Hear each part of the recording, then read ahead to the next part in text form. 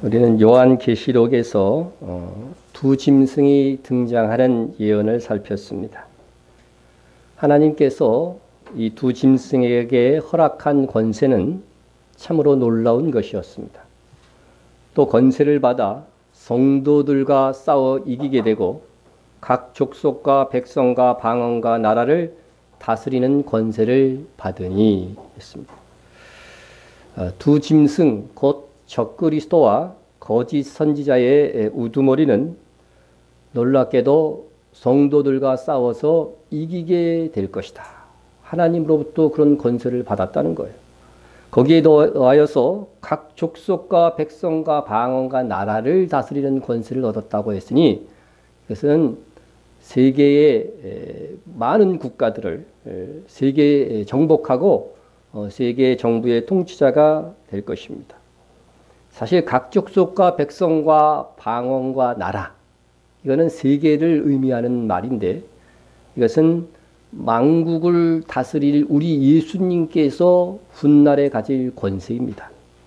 그런데 예수님이 오시기 전에, 직전에 예수님을 대항해서 일어나는 전 세계에 예수님의 자리를 차지하고자 하는 그런 세계 정부의 지도자가 있을 것인데 그가 바로 적그리스도다. 이렇게 말씀하고 있는 것입니다. 그가 세계를 통치하는 수단으로서 자기의 이름이 들어간 666, 이 표를 전 세계인에게 받도록 해서 그것으로만 매매를 하도록 할 것이다 하는 것입니다.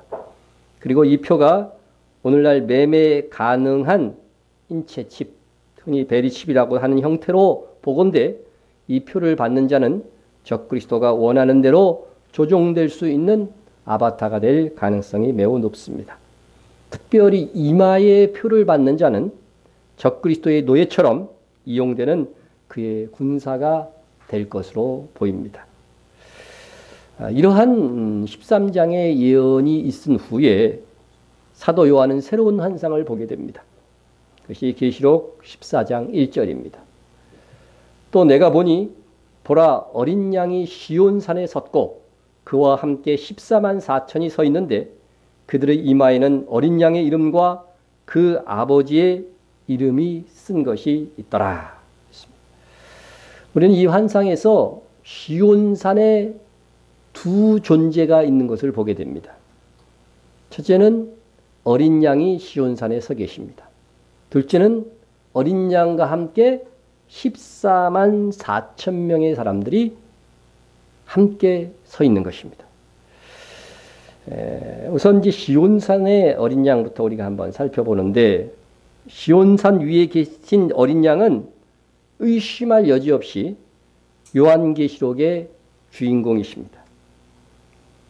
계시록 5장에서도 하나님의 오른손 내 7인으로 봉하여 진 두루마리가 있는데 아무도 그 봉인을 뗄 자가 없었어요. 뗄 자가 없었는데 이 7 봉인을 떼야 이 내 안에 있는 것을 보는데 이것을 뗄 자가 없는 거예요. 뗄 자가 없는 것입니다. 하늘 위에나 땅 위에나 땅 아래에 능히 그 두루마리를 펴거나 보거나 할 자가 없더라. 이 봉인을 뗄 수 없게 되자 사도 요한이 크게 소리내어서 웁니다. 하나님의 오른손에 있었던 이 두루마리의 7 봉인을 떼는 것이 무엇이기에 사도 요한이 크게 울기까지 한 것일까? 여러분 로마 시대에 임봉된 두루마리 하면은 대체로 상속문서일 가능성이 매우 높습니다. 그렇다면 상속문서는 누가 봐야 돼요? 상속자가, 뭐 증인들도 있어야 되지만 제일 중요한 게 상속자가 봐야 됩니다. 상속자가 봐야 됩니다. 하지만 하나님 나라의 상속이 이루어지는 이 마지막 시대에 예언이 담긴 이 7인 두루마리를 뗄 자는 없었다는 거죠. 그러니까 이 사도 요한의 마음속에 이 하나님의 나라가 오게 해야 되는데 이 7인을 뗄 자가 없다 그러니까 정말 그 아픈 마음으로 통곡을 하게 된 거죠. 통곡을 하게 된 겁니다. 그런데 하나님의 보좌에서 섬기는 이 장로 중에 하나가, 여기서 말하는 장로는 사람 장로가 아닙니다. 천사 중에 장로라고 불리는 자들이 있어요. 24장로가 있는데 하나님의 존전 근처에 그 장로 중에 하나가 사도 요한에게 울지 말라.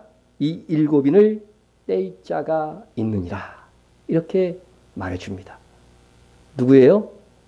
어린 양. 그죠? 어린 양 예수님이십니다. 그 어린 양이 나와서 보좌에 앉으신 이의 오른손에서 두루마리를 취하시니라. 어린 양께서 이제 인을 하나하나 떼시자 거기에는 세상 나라의 심판들이 담겨져 있었습니다. 그러나 택하신 성도들에게는 구원과 상급이 있을 것도 함께 설명이 됩니다. 세상 나라의 심판이, 성도에게는 구원이 주어질 것이 기록된 것이 이 두루마리기입니다. 이 어린 양은 의심할 여지 없이 예수님이십니다. 어린 양은 그러므로요, 예수님을 가리키는 은유예요, 은유. 예? 어린 양께서 7인을 떼셨다고 하는 것은 이 죄악의 역사를 끝내고 우리에게 최종적으로 상속, 곧 우리의 행위를 따라 상 주실 분은 어린 양 예수 그리스도 뿐이라고 하는 것을 증거하고 있는 것입니다. 이 어린 양이 어디에 서셨어요? 시온산. 시온산이 어딜까요? 시온산은 다윗이 처음 이스라엘을 통치하기 위해서 성을 지은 곳이 바로 이 시온산입니다. 이게 이제 현재 남아있는 시온산의 다윗성. 지금은 뭐 유물로만 그냥 남아있는 거죠. 그래서 멀리서 보면 아주 괜찮아요. 그죠? 다윗성이 이렇게 지금도 있습니다. 그렇다면 어린 양께서 왜 다윗이 다스렸던 그 성 시온상에 서 계신 환상을 보여주신 것일까? 그런데 본문을 다 읽어보면은요, 이 시온산은 지금 이스라엘 예루살렘에 있는 시온산이 아니라 하나님께서 계신 하늘의 시온산인 것을 알 수가 있습니다. 쉽게 알 수 있어요. 여러분, 우리가 성경을 읽으면서 세상에 있는 것들은 하늘에 있는 것들의 모형이라고 하는 것을 알게 됩니다. 우리가 세상에서 최종적으로 갈등이 있을 때에 서로 의견이 틀릴 때 무엇으로 결정해요? 법정에 가서, 그죠? 법정에서 꽝꽝꽝 하면 그 이후로는요, 더 이상 하소연 안 해요. 대법원까지 가서 딱 결정된 거는요, 바뀔 수가 없어요. 바뀔 수가 없어요. 예? 이것도 하늘의 법정의 모형인 거예요. 모형인 겁니다. 예? 이 세상의 제도들이 그냥 세워지는 것이 아니에요. 인류 역사에서요, 법이 없는 국가가 있었나요? 네? 법에서 판결이 딱 나면은 그것이 최종의 결정이 되는 것입니다. 이것은 하늘 법정의 모형이라고 하는 거죠. 예? 그래서 하늘의 법정에서는요, 마귀가 우리가 죄인이라고 고소합니다. 죄인이라고 고소합니다. 예? 그리고 어린 양께서 우리를 변호하시는 거예요. 이 땅에서도 재판할 때 변호사가 있고 뭐가 있어요? 검사가 있죠. 검사는 우리의 죄를 드러내고 변호사는 우리를 그래도 변호해 주는 거죠. 예? 그래서 마귀는 우리가 죄인이라고 자꾸 고소합니다. 이런 죄 졌고 저런 죄 졌고 고소하는데 우리 예수님께서는 이 사람들은 나를 믿음으로써 의롭게 된 사람들입니다. 내가 그들을 위해서 이미 죽었으므로 이들의 죄값은 이미 담당되었습니다. 이렇게 우리를 변호함으로 인해서 하늘 법정에서 우리가 어떻게 돼요? 의인으로 꽝꽝꽝 선포되는 거예요. 선포되는 것입니다. 예? 그래서 우리의 행위로는 하늘 법정에서 의롭다함을 받을 수 없지만 최종적으로 예수님을 믿음으로 의롭다함을 얻게 되는 판결을 우리가 받게 되는 것입니다. 이와 같이 땅에서의 법정 제도조차 하늘 법정의 모형이다. 여러분, 성막이나 성전도 마찬가지입니다. 이것은 하늘에 있는 하나님이 계신 성전의 모형이에요. 모형입니다. 그들이 섬기는 것, 장막, 뭐 이런 성전은 하늘에 있는 것의 모형과 그림자라. 분명히 말씀해 주고 있습니다. 그러므로 하늘에 있는 것들의 모형은 이런 것들로서 정결케 할 필요가 있었으나 하늘에 있는 그것들은 이런 것들보다 더 좋은 제물로 할지니라. 제가 잘못 인용한 것 같은데 땅에 있는 것들은 동물의 피로써요. 땅에 있는 것은 동물의 피로써 정결케 하는 정결의식들이 있었잖아요. 근데 하늘에 있는 것들은요. 하늘에 있는 것들은 이런 것들 동물의 피보다 더 좋은 제물로 할지니라 이렇게 되어 있어요. 더 좋은 제물로. 그 더 좋은 제물이 뭐예요? 바로 예수 그리스도인 거죠. 그죠? 하늘 법정에서 의롭다함을 받기 위해서는요. 땅에서처럼 동물의 피로는 안 된다는 거죠. 동물의 피는 뭐기 때문에? 모형이기 때문에. 예? 그래서 그리스도께서는 참것의 그림자인 손으로 만든 성소에 들어가지 아니하시고 예수님은 이 땅에 와서요. 하나님이 거하시는 그 모형인 성전에 들어간 적이 없어요. 한 번도. 성소까지 들어간 적이 없다. 제사장이 아니셨기 때문에 성소까지 들어간 적이 없어요. 들어가지 아니하시고 바로 하늘의 성소에 들어갔다는 거죠. 하늘에 들어가서 이제 우리를 위하여 하나님 앞에 나타나시고 이렇게 되어져 있는 것입니다. 그래서 하늘 성소에서 뭐요? 우리 죄를 위해서 뭐 하신다고 지금 강구하신다고 하는 성경의 표현들은 우리의 죄를 변호하신다는 거예요. 변호하신다는 거죠. 이 대제사장적인 예수님의 역할이 있기 때문에 우리가 어떻게 돼요? 구원받을 수 있는 거예요. 구원받을 수 있는 거죠. 네. 자, 이처럼 땅에 있는 성전은 하늘에 있는 성전의 모형입니다. 시온산도 마찬가지입니다. 시온산도 마찬가지. 네? 땅에 있는 시온산도 하늘에 있는 시온산의 모형입니다. 그렇다면 땅에 있는 시온산의 용도, 거기서 어떤 일이 일어났는가 하는 것을 알면 하늘에 있는 시온산에 예수님께서 서 계신다고 하는 것이 무엇을 의미하는지를 알 수 있게 되는 거죠. 네? 하나님이 계신 곳이 하늘의 성전인데 또 시온산에도 계신가? 이렇게 생각할 수 있는데 땅에 있는 시온산이요. 성전 바로 옆이에요. 바로 옆입니다. 예. 우리 보시면은 그래서 성전 다윗성이 있던 이 시온산과 성전은 바로 옆에 두고 있는 거죠. 예. 그래서 하늘에 있는 시온산도 하나님이 거하시는 성전과 바로 함께 있는 처소다. 이렇게 생각하시면 될 것입니다. 시온산, 땅에 있는 이 시온산은 다윗 왕이 이스라엘을 다스리기 위해서 지은 통치의 수도죠. 수도고 성입니다. 예. 그러니까 이스라엘 왕정이 시작된 곳이 시온산입니다. 예수님께서 훗날 바로 이 천년왕국 때에는 이 시온산에서 서서 이 시온산에서 통치하실 것이다. 이 선다는 말은 자리를 굳건히 잡는다는 의미예요. 그냥 딱 서 있다는 그런 의미가 아니라 예. 그때는 이스라엘 중심으로 세계 만민을 다스릴 것입니다. 그래서 유대인의 왕으로 오신 이가 세계 만국의 왕이 된다는 그런 말씀을 제가 이미 드린 바 있습니다. 그래서 하늘의 시온산에 예수님이 서 계시다는 것은 예수님의 다스림을 보여주시는 것입니다. 예수님의 모형이 되었던 다윗 왕이 시온산에서 다스렸듯이 어린 양 예수님께서도 이제 곧 재림하셔서 땅의 시온산에서 다스리게 될 것을 미리 보여주는 거예요. 미리 보여주는 겁니다. 그래서 계시록 5장에서는요. 어린 양 예수님께서 7인을 딱 떼실 때에도 이 예수님을 한 장로가 어떻게 소개하는지를 보시면은요. 예수님을 이렇게 소개합니다. 유다 지파의 사자. 이 사자라는 말은 왕이라는 뜻이에요. 유대인의 왕. 유대인의 왕 다윗의 뿌리가 이겼으니 그 두루마리와 7인을 떼시리라. 예수님을 이렇게 다윗과 연관해서 계속해서 말씀해 주는 것은 바로 시온산과 관련이 있어요. 바로 다윗이 다스렸던 그 시온산에서 예수님도 어떻게 하실 것이다? 세계 만국을 다스리게 될 것이다. 다윗은 어디만 다스렸어요? 이스라엘만 다스렸죠. 그런데 예수님은 오셔서 이스라엘뿐만 아니라 이스라엘을 중심으로 해서 세계 만민을 다스리게 될 것이다 하는 것입니다. 예? 여러분 다윗의 후손으로 이 땅에 오셨던 예수님께서 유다 지파의 사자, 유대인의 왕으로 다시 오실 때가 인류 역사의 아주 최절정 클라이막스가 되는 거예요. 인류에 있는 역사 중에요, 이 천년왕국, 마지막 시대의 이 천년왕국이요, 가장 화려한, 그죠? 가장 평화가 완벽하게 구현되는 그런 역사가 되는 것이죠. 이 인류의 역사가 예수님의 오심으로 이후에도요, 천년이 지속되는 거예요. 그 다음에 영원한 하나님의 나라가 오는 겁니다. 예?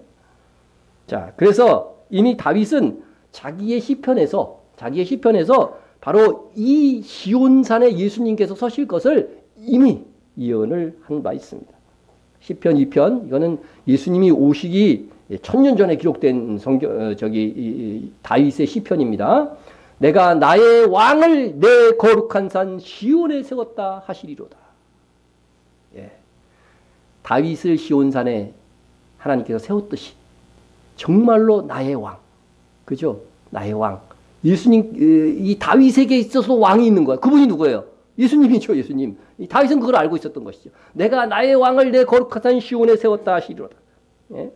자, 하나님께서 나의 왕을 거룩한 시온에 세우시겠다고 하셨는데 그 왕은 누구냐? 그 왕은 하나님의 아들이라 칭함을 받을 것이다. 이렇게 예언을 해줍니다. 내가 여호와의 명령을 전하노라. 여호와께서 내게 이르시되 너는 내 아들이라. 오늘 내가 너를 낳았도다. 예.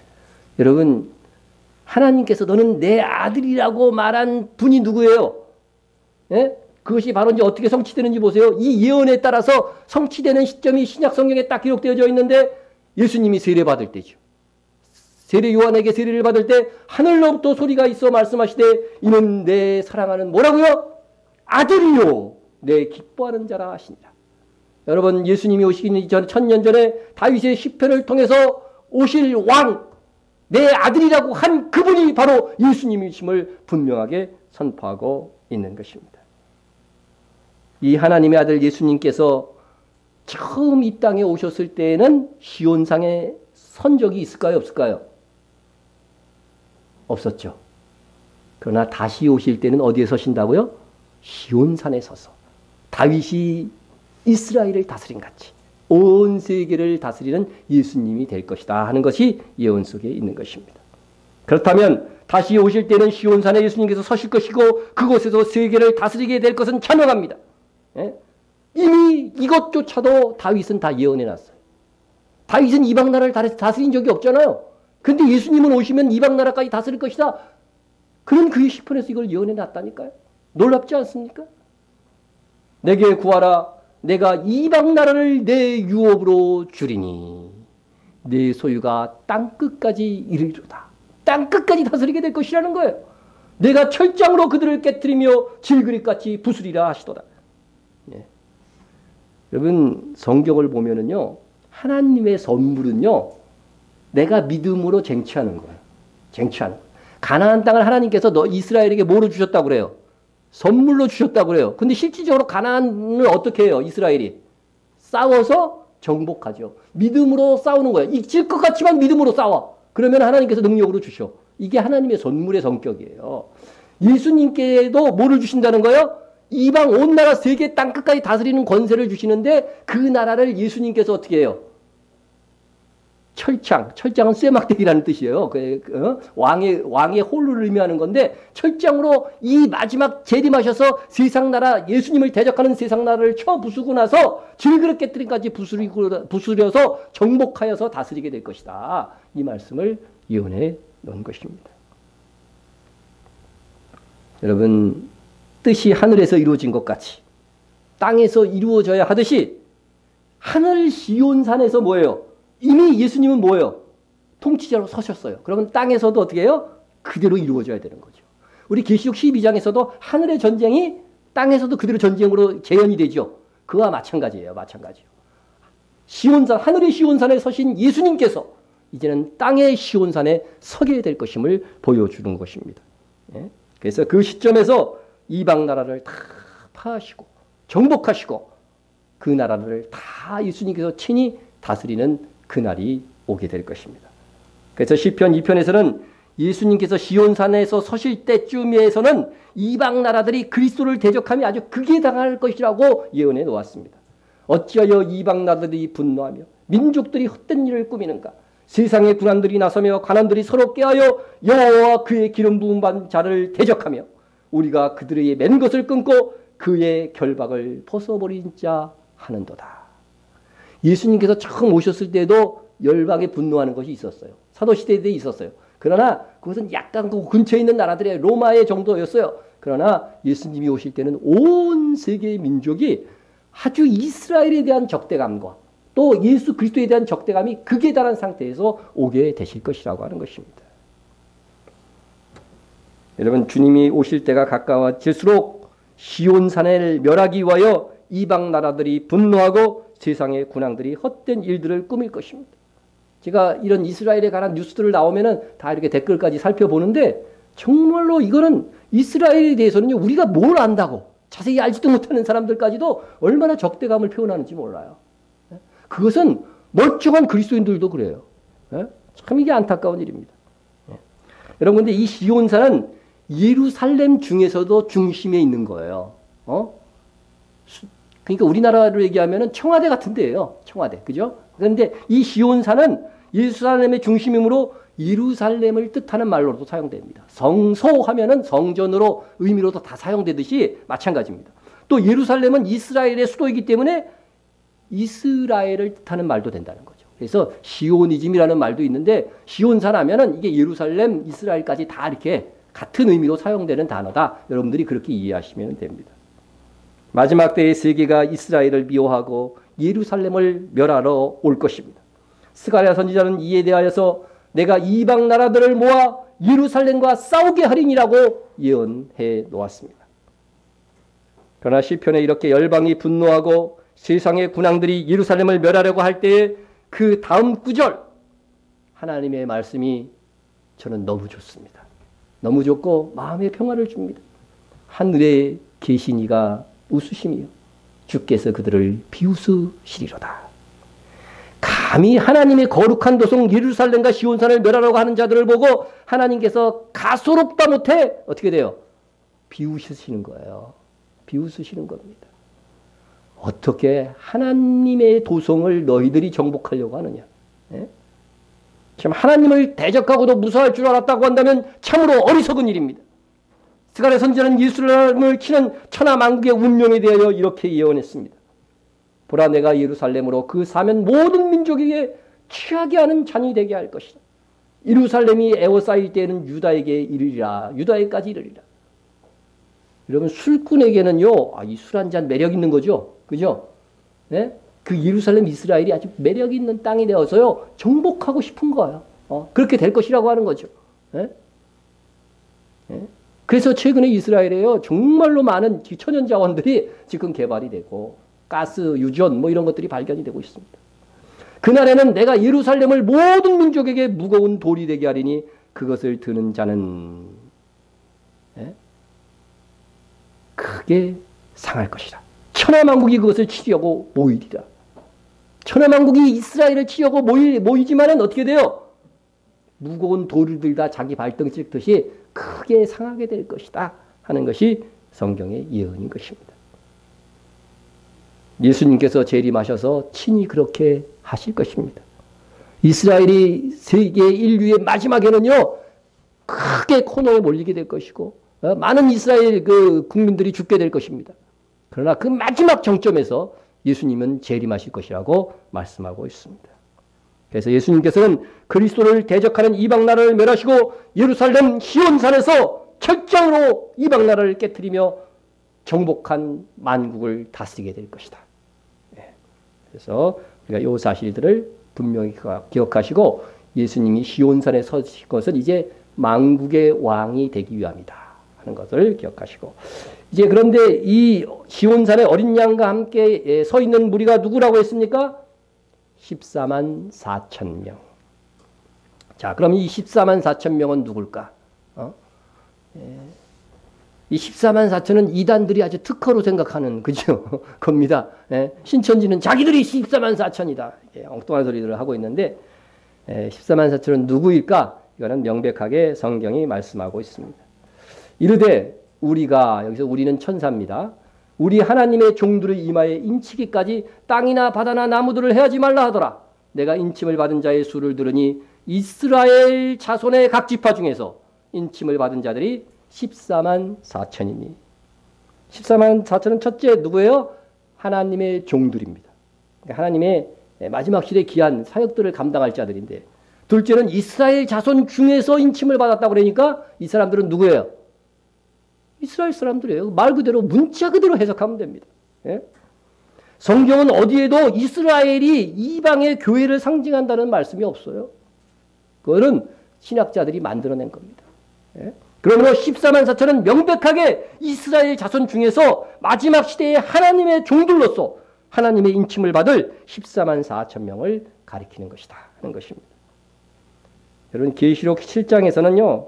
14만 4천에 대한 말씀이 분명히 있고 나서 그 외에 만국 백성들에 대한 이야기가 나와요. 보세요. 2일 후에 여러분 14만 4천에 대한 말씀이 끝난 다음에 2일 후에라고 돼 있어요. 2일 후에 내가 보니 각 나라와 족속과 백성과 방언에서 이것이 이스라엘을 지은 세계 민족을 말하는 거예요. 그죠? 각 나라의 족속과 백성과 방언에서 아무도 능히 셀 수 없는 큰 무리가 나와 흰 옷을 입고 손에 종려나무 가지를 들고 보좌 앞과 어린 양 앞에 서서. 그렇죠? 예수님이 오셔서 각 나라와 족속과 백성의 왕이 되시는데 그 전에 오늘 이미 이 말씀을 드렸듯이 적그리스도가 각 나라와 족속과 방언에서 뭐가 돼요? 자기가 권세자 왕이 된다. 그런 말씀이 있었잖아요. 그래서 결국은 예수님께서 이 세계 만방의 왕이 되신다는 말씀이 있는데 바로 이것은 14만 4천과 분명히 분리해서 말씀하고 있어요. 분리해서 말씀하고 있는 것입니다. 그래서 이스라엘 자손 중에서 14만 4천이 먼저고 그 다음이 각 나라와 족속과 백성과 방언에서 아무도 능히 셀 수 없는 큰 무리가 어린 양 앞에 서게 되는 것입니다. 14만 4천은 아무도 셀 수 없는 큰 무리다. 여러분 이 순서를 잘 기억하세요. 순서를 잘 기억하세요. 14만 4천을 말씀하시고 그 다음에 이방 나라를 말씀하신 거예요. 휴거도 같은 원리가 적용이 되는 것입니다. 여러분 계시록 7장에서 이스라엘 자손이 먼저이고 이방 교회의 환상을 보여주시는 것은 성경의 일관된 질서입니다. 하나님께서 먼저 이스라엘을 선택하셨고 그 다음에 누구를 선택해요? 이방의 교회를 선택하신 것입니다. 하나님의 선택이기 때문에요. 우리는 무조건 받아들여야 되지. 왜 그러셨습니까? 이렇게 말하면 큰일 납니다. 하나님의 뜻이 의예요. 의. 그래서 휴거도 마찬가지. 여러분 보세요. 복음도 이스라엘이 먼저 받았고 하나님으로부터 받았고 이스라엘 중에 유대인들이 어떻게 돼요? 이방의 복음을 전한 거잖아요. 휴거도 마찬가지요. 가장 먼저 이스라엘 중에서 상 받을 자들이 휴거되고 그 다음에 이방인도 휴거되는 거예요. 그래서 이 14만 4천 이스라엘 자손들 중에서 먼저 휴거된 14만 4천을 말씀해주고 있는 것입니다. 자, 계시록 7장에서 14만 4천은 아직 계시록 7장에서 말씀하실 때는 아직 하나님의 인을 받지 않은 상태였어요. 한번 보십시다. 또 봄에 다른 천사가 살아계신 하나님의 인을 가지고 해돋는 데로부터 올라와서 땅과 바다를 해롭게 할 권세를 받은 네 천사를 향하여 큰 소리로 외쳐 이르되 우리가 우리 하나님의 종들의 이마에 인치기까지 땅이나 바다나 나무를 해하지 말라 하더라 했습니다. 아직 14만 4천에게 이마에 인을 치기까지 땅이나 바다나 나무를 해하지 말라는 거죠. 세계를 파괴시키지 말라는 거죠. 완전히 파괴시키지 말라는 거죠. 이것은 뭐예요? 아직 14만 4천이 인을 다 받지 않은 상태라는 거죠. 않은 상태라는 것입니다. 자, 그러면 이 14만 4천에 대해서 하나님의 인침이 끝나게 되면 땅과 바다를 해롭게 할 천사들이 어떻게 되는 거야? 그때부터 본격적으로 활동하게 될 것이라고 하는 것입니다. 이로 14만 4천이 하나님의 인받음이 끝났다고 한다면 이제 뭐가 시작되는 거예요?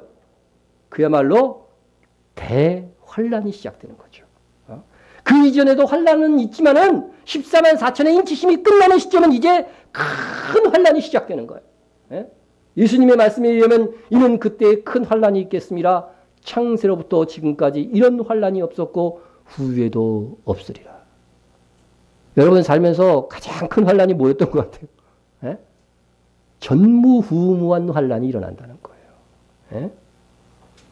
이것은 14만 4천이 하나님의 종들로 인치심을 받고 나섭니다. 그런데 오늘 말씀 그죠? 계시록 14장 1절의 말씀은요. 14만 4천의 인치심이 완료된 시점이에요. 그럼 이제 곧 뭐가 일어날 거예요? 대환란의 기록이 있겠죠. 이 14만 4천에 그런데요. 이마에 보면 뭐가 적혀 있었어요? 그들의 이마에는 어린 양의 이름과 그 아버지 이름을 쓴 것이 있더라 했습니다. 여러분 계시록 17장에서는요. 14만 4천에게 그냥 하나님의 인을 치겠다고 그랬어요. 이마에다가 하나님의 인을 치겠다고 했는데 14장에서는 뭐요? 그 인 치겠다고 하는 이마에 뭐가 적혀 있어요? 어린 양의 이름과 하나님의 이름이 있으니까 결국 하나님의 인이 뭐였던 거예요? 어린 양의 이름. 그죠? 아버지의 이름. 모든 인이라고 하는 도장이잖아요. 도장에는 뭐가 있어요, 항상? 사람 이름이 있잖아요. 똑같아요. 근데 이 인치면요, 누구의 이름이 있느냐면은 어린 양인가 아버지의 이름이 있다는 거죠. 여러분, 집 문서에 내 도장이 딱 찍혀 있으면 그 집 누구 거예요? 내 거죠. 그죠? 네, 집 없는 분들은 경험이 없겠지만, 네, 마찬가지요. 어린 양의 이름과 아버지 이름이 꽉 박혀 있는 사람들은 누구예요? 누구의 소유라는 거예요? 하나님 아버지, 어린 양의 소유라고 하는 거예요. 우리가 짐승의 표에 대해서 배웠죠. 짐승의 표를 받으면 어떻게 된다는 거예요? 짐승의 소유라는 거예요. 같은 원리예요. 같은 원리. 그게 낙인이라고 그랬잖아요. 그래서 여러분 짐승의 표 이렇게 비교해보면 기록된 내용을 보면 적그리스도의 이름이에요. 짐승의 이름이나 이렇게 돼 있잖아요. 그죠? 그리고 하나님의 이름은 하나님의 이름과 예수님의 이름이에요. 그래서 이 표를 받거나 하나님의 인을 받는 사람들의 차이는 하나님은 보이지 않게 인을 줄 수 있지만 이 적그리스도는 보이지 않게 줄 능력은 없거든. 그래서 이 표를 받으면은요 적그리스도의 노예가 되는 거예요. 좋게 이야기하면 적그리스도의 백성이 되는 거지만 실제로 이 악한 왕이기 때문에요 적그리스도의 노예로 되는 것, 전락하는 것입니다. 그러나 하나님의 인을 받은 사람들은 하나님의 종이 되는 거예요. 신분의 변화가 이렇게 일어나는 거죠. 여러분 종이라도 하나님의 종은요 정말 복된 거예요. 종의 역할을 잘 감당했을 때 어떻게 돼요? 아들 삼으시고 나중에 뭐예요? 상급을 주시고 상속도 주시는 것이죠. 예? 자, 그렇게 마지막 시대 이스라엘 자손 중에서 하나님의 인을 받고 하나님의 종으로 일하다가 예수님과 시온산에 서는 자들이 있을 것이다. 그러면 이들이 땅에 있을 때에 하나님의 인을 받고 하나님의 종이 되었는데 어떻게 해야 이들이 지금 현재 하늘의 시온산에 있는 것일까 하는 거죠. 예? 그들은 하나님의 종으로 일하다가 가장 먼저 휴거된 자들이기 때문인 것입니다. 2절부터 14만 4천이 어떻게 하늘의 시온산에 주와 함께 섰는가를 엿볼 수 있는 말씀들이 이제 이어지게 됩니다. 내가 하늘에서 나는 소리를 들으니 많은 물소리와도 같고 큰 우레소리와도 같은데 내가 들은 소리는 검은 고 타는 자들이 그 검은 고를 타는 것 같더라. 사실 검은 고는 우리나라에 밖에 이 악기가 없거든요. 그러니까 사실 하프라고 해야 되는 게 좋은데 하여튼 그렇게 번역을 했으니까 그렇게 사용하겠습니다. 자, 요한이 시온산 하늘에서 막 나는 소리를 들었는데 많은 물소리와도 같고 큰 우레소리와 같은 이 소리가 들렸어요. 누구 소리였을까요? 누구 소리였을 것 같아요? 여러분 계시록 1장에 보면 예수님의 음성을 표현한 게 나와요. 그의 음성은 많은 물소리와 같으며. 예수님 소리였을까요? 네. 그러나 천사들도 예수님을 닮아갔고요. 많은 물소리와 우리의 소리와 같은 소리로 찬양했다고 하는 성경이 또 나와요. 성경에 나옵니다. 내가 들으니 허다한 무리의 음성과도 같고 많은 물소리와도 같고 큰 우레소리와도 같은 소리로 이르되 할렐루야 주 우리 하나님 곧 전능하신 이가 통치하시는도다. 네. 여러분 이 찬양 소리는 천사들의 찬양 소리라고 보는 분도 있고 또 구속받은 성도들 14만 4천의 이 찬양이다 이렇게 보는 분들도 있습니다. 뭐 어떻게 해서든 이것은 저는 상관이 없다고 생각합니다. 사도 요한이 들었던 소리는 천사들의 찬양이거나 14만 4천의 찬양이라 한 것이기 때문입니다. 그런데 그 중에서 사도 요한에게 최종적으로 들려왔던 그에게 세미하게 관심 있게 들려왔던 소리는 검은 고 타는 소리, 하프 타는 소리였다는 거죠. 네? 이건 뭐예요? 악기의 연주가 있는 겁니다. 악기의 연주에 맞춰서 부르는 찬양이 이어집니다. 그들이 보좌 앞과 네 생물과 장로들 앞에서 새 노래를 부르니 땅에서 속량을 받은 14만 4천 밖에는 능히 이 노래를 배울 자가 없더라. 14만 4천의 이 사천이 이 보좌 앞과 네 생물과 장로들 앞에서 뭘 불러요? 새 노래로. 우리도 복음서 같은데 새 노래로 주를 찬양하라 그런 말이 있잖아요. 새 노래로 찬양을 부르는 거죠. 근데 이 새 노래를 그냥 부르는 것이 아니라 배워서 부릅니다. 그죠? 여러분도 처음 찬양할 때는 배우는 거잖아요. 그죠? 배워서 불러요. 배워서 불러. 예? 자, 그런데 누구에게 배우는 것일까? 누구에게 배울 것 같아요? 계시록 5장에 보면 새 노래를 최초로 이렇게 계시록 안에서만 최초로 부른 사람들이 있어요. 부른 사람들이 아니고 네 생물과 24장로들이 그 어린 양 앞에 엎드려 각각 검은고와 향이 가득한 근대접을 가졌으니 이 향은 성도들의 기도들이라. 그들이 새 노래를 불러 이르되. 예? 예. 바로 이 네 생물 24장로, 이거는 천사들의 아주 상위급이거든요. 이 존재들이 어떻게 돼요? 새 노래로 찬양했다는 거죠. 하나님을 찬양하고 어린 양을 찬양했다고 하는 것이죠. 예? 자, 그러면 새 노래는 누구한테 배웠겠어요? 당연히 천사들한테 배웠겠죠. 그죠? 천사들한테 배웠습니다. 자, 그러면은 14만 4천만이 이 새 노래를 부를 수 있다고 이렇게 되어져 있는데, 그러면 지금 우리는 새 노래로 찬양할 수 없는 것일까요?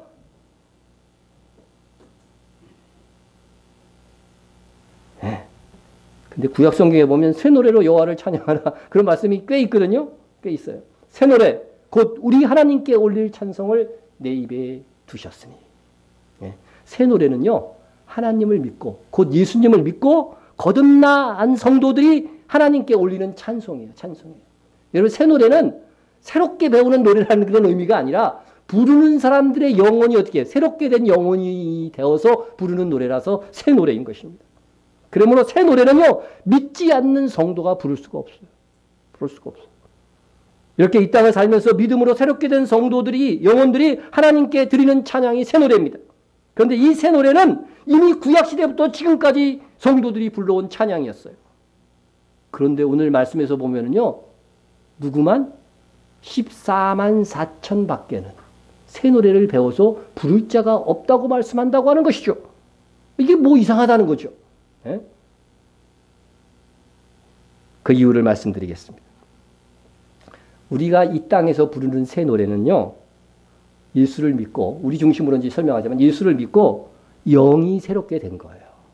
예, 영이 새롭게 된 겁니다. 우리의 구원이 확정됐다고 하는 것은 영혼의 구원을 받았기 때문에 그래요. 그래서 우리 성령께서 우리 안에 들어오셔서요, 우리의 믿음을 다 지켜주시는 이것이요, 성령으로 뭐 됐다? 거듭났다고 말하는 거죠. 거듭났다고 하는 것은 성령으로 새로 태어났기 때문에 여러분들의 믿음은 끝까지 우리 하나님께서 지켜주시는 거예요. 성령께서 지켜주신단 말이죠. 그래서 영이 새롭게 되기는 했지만 몸까지 새롭게 된 것은 아니라는 거예요. 몸까지 새롭게. 그래서 이 땅에 있을 때는 영이 새롭게 된 사람들이 부르는 것을 그냥 새 노래라고 인정해 주는 것이고, 예? 그래서 따라서 진정한 새 노래는 영뿐 아니라 몸까지 새롭게 된 후에 하나님과 어린 양 예수님께 올리는 찬양이 새 노래인 것입니다. 그런 차원에서 이 땅에서 부르는 새 노래는 하늘에서 부를 온전한 새 노래의 뭐다? 모형인 거예요. 모형인 겁니다. 그러므로 이 땅에서 우리가 새 노래로 하나님과 어린 양 예수님을 찬양하지만 아직은 불완전한 새 노래. 우리가 부활하거나 또 휴거되어서 주님의 보호 안에서 질성까지 완전히 제거된 속량의 상태에서 부르는 찬송이 바로 완성된 새 노래다. 여러분, 이거 누구나 쉽게 아는 진리가 아닙니다.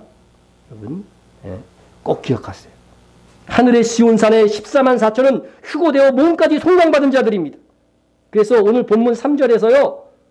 3절에서 땅에서 속량함을 받은 14만 4천이라고 그랬는데 여기서는 정확하게 하면 몸의 속량함까지. 그러니까 영과 몸이 완전히 속량함이 끝난 존재라고 하는 거예요. 땅에서 속량함을 받은 14만 4천. 4절에서는 사람들 가운데에서 몸의 속량함을 받아 처음 익은 열매로 하나님과 어린 양에게 속한 자들이다. 이렇게 말씀하고 있습니다. 그래서 하늘에 있는 자들 중에서도 아직 부활하지 않아서 몸을 갖지 않았잖아요. 그 사람들은요. 아직은 몸의 속량까지 이르지 못한 자들도 있을 것입니다. 그러나 14만 4천은 가장 먼저 휴거된 몸의 속량함까지 받은 성도입니다. 그래서 가장 먼저 됐기 때문에 뭐라고 불러요?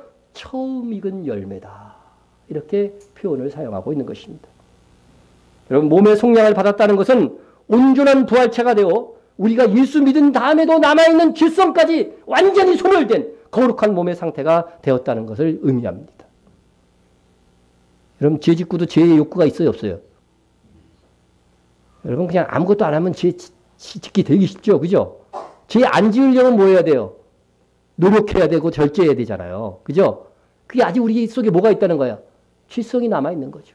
이때가 되면 어떻게 돼요? 아무것도 안 해도 거룩한 생각밖에 안 들어. 죄에 대한 그 욕구들이 없단 말이죠. 이때가 되면은요. 예? 자, 보십시다. 로마서 8장 23절 말씀인데 우리 곧 성령의 처음 익은 열매를 받은 우리까지도 속으로 탄식하여 양자될 것 곧 우리 몸의 속량을 기다리느니라. 아직 몸의 속량은 안 받았다는 거예요. 그죠? 성령의 처음 익은 열매를 받은 우리는 누굴까요? 성령께서 오순절 그죠? 때 강림하셨죠? 그때 믿게 된 사람들이에요. 그 초대교회에 범한 사도들과 그 초대교회의 그 성령 강절로 처음 믿었던 사람들이 성령의 처음 익은 열매란 말이죠. 예?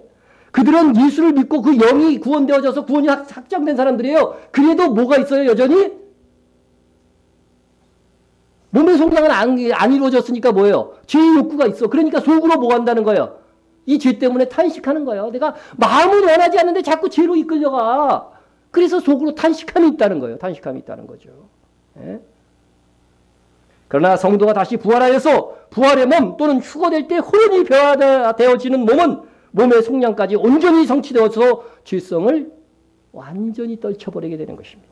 그러므로 가장 먼저 휴거된 14만 4천은 장자로서 모든 성도들에 앞서 몸의 속량까지 이룬 상태이므로 이때에는 성도 중에서는요 14만 4천 밖에는 새 노래를 온전히 배워서 부를 자가 없게 되는 것입니다. 그러나 나중에 우리도 어떻게 돼요? 온 성도가 다 같이 새 노래를 배워서 하나님과 어린 양을 찬양하게 될 것입니다. 그러나 이 시점, 그죠? 아직 예수님이 지상 재림하기 전에 이 시점은요 14만 4천만이 휴거된 14만 4천만이 시온산에서 새 노래로 찬양할 것이다. 이것을 말씀하고 있는 것입니다. 이렇게 시온산에서 이스라엘 자손 중에서 먼저 휴거된 14만 4천이 예수님과 함께 시온산에 있다는 것은 곧 있을 천년 왕국에서 있을 일을 미리 보여주는 것입니다. 예수님께서 하늘에서 14만 4천과 딱 같이 서 있듯이 이제 천년 왕국의 시온에서는요, 천년 왕국에서는 시온산에서 예수님이 다스리되 이스라엘 자손, 14만 4천은 이스라엘 자손 중에서 대표적인 무리잖아요. 그죠? 그와 마찬가지로 예수님께서 시온산에서 다스릴 때는 이스라엘 사람들이 어떻게 돼요? 그 시온산 주변을 다 점령해서 살면서 온 세계 만민을 다스리는 그러한 형태가 된다는 거예요. 그래서 이스라엘은 제사장 나라의 임무를 비로소 성취하고 이루게 되는 거죠. 한 번도 하나님께서 이스라엘을 제사장 나라로 창조했다고 그러는데 한 번도 이스라엘이요 세계 만민을 위한 제사장 나라가 된 적이 없어요. 그들의 불순종으로. 그러나 예수님이 재림하시면은 천년왕국 때 이것이 이루어진다고 하는 말씀인 것입니다. 자, 그러나 우리는 아직 14만 4천이 일어난 시대에 이르지 못했습니다. 오히려 14만 4천이 하나님의 인을 받고 하나님의 종들로 일어나게 해야 되는 사명이 오늘 우리에게는 있다는 것이죠. 예? 여러분 14만 4천에게 하나님의 인을 치는 존재가 누구라고 그랬어요? 천사라고 그랬잖아요. 천사. 아 이건 천사의 사역이니까 우리는 아무 상관이 없다. 이렇게 생각하시면 안 돼요. 예? 여러분 하나님의 일들, 하나님의 예언들은 전부 다 뭐예요? 예언되어져 있는 것은 결국 성도의 기도와 헌신을 통해서 이루어지지 하나님께서 천사들이 이룰 일이면 성경에 왜 기록되어 있어요? 그것으로 다 끝날 일이면 성경에 기록할 필요가 없어요. 그냥 하나님이 하시면 되지. 그러나 하나님이 하시겠다. 천사가 하는 일들도 실제적으로는요. 땅에서 이루어진다는 거죠. 땅에서 성도들의 헌신과 기도를 통해서 이루어지는 거예요. 우리가 이것을 모르면 안 됩니다. 예? 마찬가지로 이 천사들의 14만 4천의 인침은 이 땅에서 이스라엘에게 복음을 전하는 자들을 통하여서 성취될 것입니다. 이스라엘에 전하는 복음이 14만 4천의 결실을 얻어내게 될 것이라고 하는 것입니다. 근데 잘 보세요. 14만 4천에게 하나님의 인을 치는 천사가 어디서 올라온다고 돼 있나 보세요. 이게 다른 데서는 이런 표현이 없는데 여기서만은 어디서 왔다고 하는 표현이 있다는 거예요. 보세요. 또 보면 다른 천사가 살아계신 하나님의 인을 가지고 어디서부터 왔어요? 해 돋는 데로부터 올라왔어요. 여러분 1.1도 의미 없이 성경의 말씀은 기록되지 않습니다. 근데 왜 해 돋는 데로부터 올라왔다는 이 표현이 여기에 있을까 하는 것이죠. 예? 여러분 천사가 해 돋는 데서 올라와서 14만 4천에게 하나님의 인을 치는 것이라고 한다면 이스라엘을 중심으로 해 돋는 쪽에 있는 나라와 성도들이 와서 이스라엘에게 복음을 전하는 결과로 14만 4천이 예수 그리스도를 그들의 구세주로 믿게 될 것을 알리는 암호와 같은 말씀이 아닐까 하는 것입니다. 성경에서 해 뜨는 곳은 동쪽. 성경에 보면요. 북쪽, 서쪽 이렇게 말하다가요. 동쪽은 그냥 동쪽이라 그러면 되잖아요. 근데 동쪽이라고 해 뜨는 곳 이렇게 표현을 해요. 예? 여러분, 아시아라고 하는 말이 무슨 뜻인지 아세요? 아시아. 우리 어디 살아요? 유럽에 살아요? 아시아에 살아요? 예, 이것도 모르는 분들은 그냥 집에 가세요. 우리 아시아 민족이죠. 아시아. 이 아시아가 무슨 뜻인지는 아세요? 저도 뭐 대충은 알고 있었지만 요번에 이제 찾아보니까 아시리아어, 아수르 알죠? 그걸 아시리아라고 그래요. 아시리아어에서 아수에서 유래된 단어래요. 유래된 단어인데 동쪽이라는 뜻입니다. 동쪽. 예? 그럼 이스라엘을 중심에 두고 해 뜨는 곳, 여러분 해 뜨는 곳이라고 했으니까 어떻게 돼요? 동쪽 중에서도요, 아주 동쪽인 거죠. 그죠? 해 뜨는 곳은. 동쪽 중에서도. 아주 동쪽이란 말이죠. 예? 그래서, 성경에 보면은요, 마지막 시대에 그 적그리스도를 예상하는 이 곡이요, 이스라엘을 쳐들어오는데 어디서 온다고 되어 있냐면요, 북쪽, 북방이라고 되어 있는데 그냥 북방이 아니에요. 극한 북방. 다시 말하면은 북방의 끝. 요번에 새롭게 번역된 거에서는 전에 번역은 극한 북방이라고 했고, 요번엔 북방 끝에서 오리라 되어 있어요. 이스라엘을 중심으로 북쪽 아주 제일 끝에서부터 올 것이다. 곡이 이렇게 되어져 있고요. 그런데 여러분 해 뜨는 곳은 어디냐면 극한 동쪽이에요. 그죠? 동쪽 끝이란 말이에요. 끝. 자, 그런데 묘하게 해 뜨는 대륙인 아시아에서도 동쪽 끝을 의미하는 지역을 뭐라고 부르냐면 극동아시아라고 부르는 거예요. 극동아시아. 자, 극동아시아를 여러분이 인터넷 뭐 모르는 거 있으면 요새 다 검색하잖아. 그죠?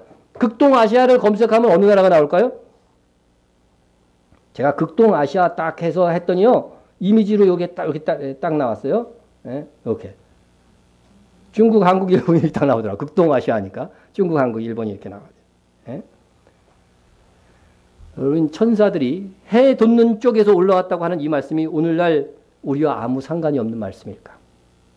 성경이 1.1획도 다 하나님의 영감으로 기록된 것입니다. 그렇다면 해 돋는 극동에서 천사가 올라와 14만 4천에게 하나님의 인친다는 이것이 극동아시아에 있는 그 중에서도 복음에 있어서 가장 깨어있는 이 한국이 이스라엘의 복음을 전하여서 14만 4천을 낳게 하는 역할을 해야 함을 요구하는 예언이 아닐까. 저는 그렇게 믿습니다. 그래서 힘 닿는 대로 이스라엘의 복음을 전하는 일을 하는 것입니다. 일본의 교회는요, 소수지만은요, 오히려 한국 교회보다 훨씬 전부터, 수십 년 전부터 이스라엘을 위하여 우리보다 먼저 기도하고 있었고, 먼저 지원하고 있었어요. 놀랍지 않습니까?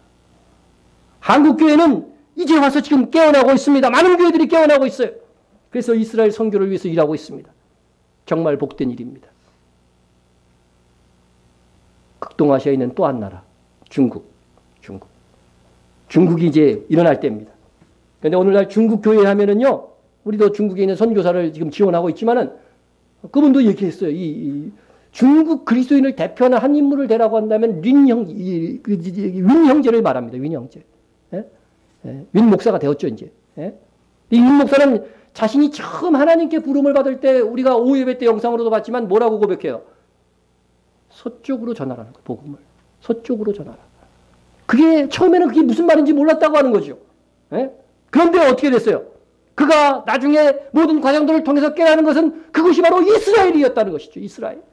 그래서 이스라엘의 복음을 전하기 위해서 힘쓰고 있다는 것입니다. 한중일 이 세 나라에 깨어있는 그리스도인들이 이스라엘로 향하는 일들이 이미 시작되었습니다. 지금 아주 선구자들이 그런 일들을 하고 있습니다. 이에 우리는 미약한 우리의 헌신이 큰 열매로 나타날 것을 기대해 봅니다. 예수님께서는 보리떡 5개와 물고기, 이 작은 이 물고기 5개의 이 작은 도시락을 예수님께 바친 이 소년의 작은 드림을 사용하셔서 5,000명을 먹이고 12강주리가 남는 기적을 일으키셨습니다. 우리의 작은 드림이 예수님의 손을 통하여 복음의 오병이어가 되기를 기도합시다. 기도하고 행하면 하나님께서 14만 4천의 열매로 이어지게 할 것입니다. 우리는 놀랍게도 마지막 시대의 가장 중요한 일의 한 부분을 담당하고 있습니다. 두렵고 떨림으로 이 소중한 임무를 감당해야 됩니다. 여러분이 이 교회에 속해서도 이 14만 4천의 회복에 대해서 관심이 없고 기도도 하지 않고 교훈도 기여하지 못한다고 한다면 여러분들은 정말 다시 없는 인생의 귀한 기회를 잊어버리게 되는 것입니다. 저는 설교자로서 여러분의 인생이 정말 빛나기를 원합니다. 여러분, 오병이어의 기적에서 인간이 한 것이라고 한 것은요, 소년이 물고기 2마리와 보리떡 5개를 드린 것, 그거밖에 없습니다. 정말 작은 드림이었습니다. 나머지는 누가 하신 거예요? 예수님께서 하시고 하나님께서 하신 거예요. 우리도 우리가 할 수 있는 것에서 시작하면 됩니다. 그러면 우리의 작은 드림과 헌신으로 예수님께서 14만 4천의 이적을 이루실 것입니다. 우리의 이스라엘의 회복을 위한 기도와 헌물들이 천사들로 하여금 이스라엘의 14만 4천에게 하나님의 인치는 그런 아름다운 결과로 나타났으면 참 좋겠습니다. 예? 여러분, 우리의 작은 드림과 헌신으로 이 14만 4천을 이루고자 하는 이것이요, 이사야 선지자의 예언을 통해서 얼마나 복된 일인가를 이미 말씀해 주셨습니다. 아름다운 소식을 시온에 전하는 자요. 어디에 전해요? 시온에 전하는 자들에 대한 이야기입니다. 너는 높은 산에 오르라, 아름다운 소식을 예루살렘에 전하는 자요. 여러분, 이 말씀은요, 원어로 보면 이렇게 해석할 수도 있어요. 아름다운 소식을 전하는 시온이요, 아름다운 소식을 전하는 예루살렘이요. 이것은 천년왕국이 이루어진 다음의 이야기죠, 사실은. 예? 이사야 예언 중에. 그러나 이것은 어느 쪽으로 해석해도 상관이 없대요. 그래서 세번역 성경에 보면요, 또는 해가지고 이렇게도 해석할 수 있다고 아예 써 있더라고. 그런데 우리가 사용하고 있는 개역 개정 성경은 아름다운 소식을 시온에 전하는 자유로 되어 있는데, 이 두 가지 해석이 다 가능하다고 한다면 두 가지 다 의미로 우리가 받아들일 수 있다는 것이죠. 그래서 우리가 사용하고 있는 개역 개정 번역 그대로 우리에게 주신 말씀으로 우리가 받습니다. 아름다운 소식을 시온에 전하는 자요. 누굽니까? 누가 지금 그 일을 하고 있습니까? 우리가 시작했습니다. 너는 높은 산에 오르라. 높은 산에 올라야 크게 외칠 수 있는 이 상징적인 의미죠. 더욱더 이 일에 힘쓰라고 하는 거예요. 아름다운 소식을 예루살렘에 전하는 자요, 너는 힘써 소리를 높이라. 여러분, 이 일을 시작한 이들에게 더 촉구하고 있습니다. 아름다운 소식을 예루살렘에 전하는 자요, 두려워하지 말고 소리를 높여 유다의 성읍들에게 이르기를 너희의 하나님을 보라 하라. 우리가 교회를 세운 것이 유다의 성읍대에 있어요, 지금. 보라, 주 여호와께서 장차 강한 자로 임하실 것이요. 아름다운 소식이 무슨 내용이냐 하는 거죠. 아름다운 소식이, 전해야 될 아름다운 소식이 무엇이냐. 그 다음 절에 보면 이렇게 돼 있어요. 보라, 주 여호와께서 장차 강한 자로 임하실 것이요. 여기서 주 여호와는 누구예요? 바로 예수님의 재림을 예언한 겁니다. 그분이 친히 그의 팔로 다스릴 것이요. 어디에서? 시온산에서. 보라, 상급이 그에게 있고 보응이 그의 앞에 있으며. 여러분, 시온의 예루살렘의 이스라엘에게 전해야 될 아름다운 소식은 그들이 사는 그 땅에 주 여호와께서 강한 자로 임하실 것이다. 바로 그들의 구세주 예수 그리스도께서 그 땅으로 곧 오실 것이다. 이 소식을 전하는 것이 그들에게 전해질 아름다운 소식이에요. 놀랍게도 성경은 이미 알고 있었습니다. 예수님이 오실 때가 다 되었는데도 불구하고 그 땅에 사는 백성들은 여전히 예수님이 오실 것을 모르고 있다는 거예요. 다시 오실 것을 모르고 있다는 것이죠. 오히려 이방인 우리가 알아. 그러니까 어떻게 돼요? 이방민족인 우리가 그 땅에 있는 백성들에게 너희가 사는 그 땅으로 예수 그리스도가 오실 거야. 그래서 그 땅에서 세계만국을 다스릴 것이야. 이 소식을 알리라고 하는 거죠. 이렇게 알린 자들에게 무엇을 주신다고요? 보라, 상급이 그에게 있고 보응이 그의 앞에 있으며. 여러분, 이 일이 얼마나 중요한 일이면 주님께서 오셔서 상급이 있다. 그에 대한 분명한 보답이 있을 것이다. 이렇게까지 예수님이 오시기 700년 전에 선지자가 예언해 놓았겠습니까? 여러분, 보라, 상급이 그에게 있고 보응이 그의 앞에 있으며. 주님이 약속한 이 상급과 이 보답을요, 우리가 오늘 이 시대에 충성해서 쟁취해야 된다는 것이죠. 우리 교회와 여러분의 인생이 가장 빛날 수 있는 이 깨달음과 기회를 잃어버리지 않기를 정말 진심으로 주의 이름으로 축원합니다. 우리 통성으로 한번 기도합니다. 몸의 속량까지 이루어지기까지, 이제 우리가 휴거되거나 죽어서 그 다음에 부활하기까지를 말하는 것입니다. 몸의 속량이 이루어지기까지 죄와 싸워 이기는 자가 되게 하소서. 여전히 우리 속에 죄성이 있음에도 불구하고 이 죄성을 이긴 만큼 상급이 있는 거예요. 이스라엘 선교를 위해 기도하며 헌신하게 하소서. 여러분, 돈이 없어서 이스라엘 선교 못한다고 생각하시면 절대 착각입니다. 기도할 수 있잖아요. 예?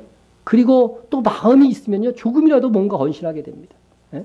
우리의 작은 드림이 오병이어의 기적을 낳게 하소서. 이렇게 기도하시고요.